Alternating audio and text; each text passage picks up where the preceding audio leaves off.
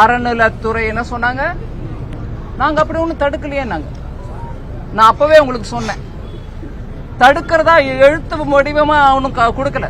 ஆனா போலீஸை வச்சுக்கிட்டு எங்கேயும் அதுக்கு உதாரணம் தாங்க.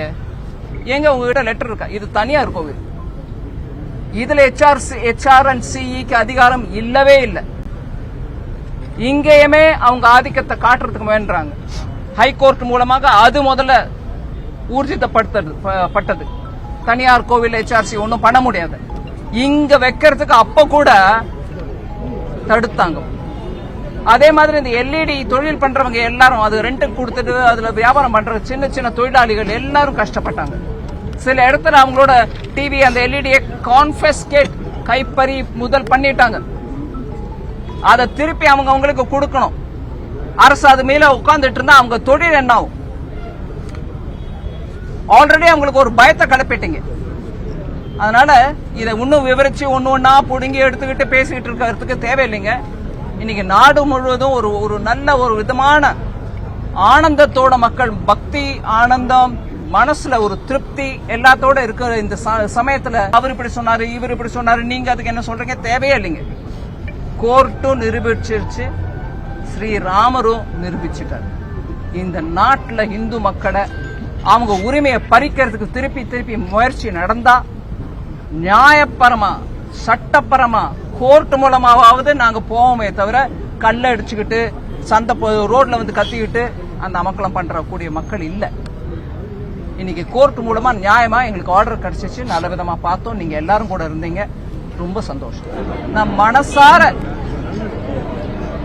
சென்னை ஹைகோர்ட்டுக்கும் சுப்ரீம் கோர்ட்டுக்கும் நன்றியை தெரிவிச்சுக்கிறேன்.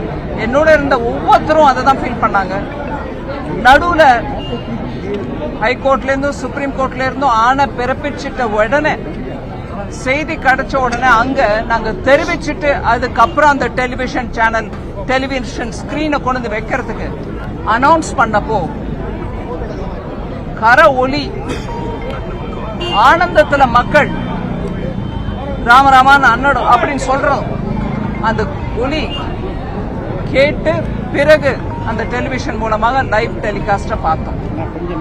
அதனால ஹைகோர்ட்டுக்கும் சுப்ரீம் கோர்ட்டுக்கும் மனமார்ந்த நன்றியை தெரிவித்துக் கொள்கிறோம்.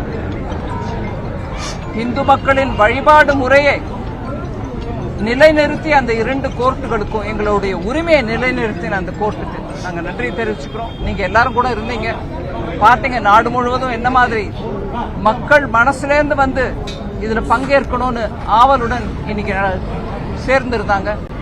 டெலிவிஷன் மூலமா நிறைய மக்கள் பார்த்தாங்க. எத்தனை பேருக்கு இந்த கோர்ட் ஆர்டர் சரியான சமயத்துக்கு போய் சேர்ந்ததோ இல்லையோ நமக்கு தெரியாது. ஆனா பார்த்தவங்க எல்லாரும் அனுபவிச்ச அந்த ஆனந்தத்தை நாங்களும் அனுபவிச்சோம். பிரதமர் ஐயா 11 நாட்களாக ஒரு விதமான அனுஷ்டானத்தோட, அதாவது சில முறைகள் அதை பின்பற்றி நான் நேற்றுக்கு சொன்னேன் புரியறதுக்கு.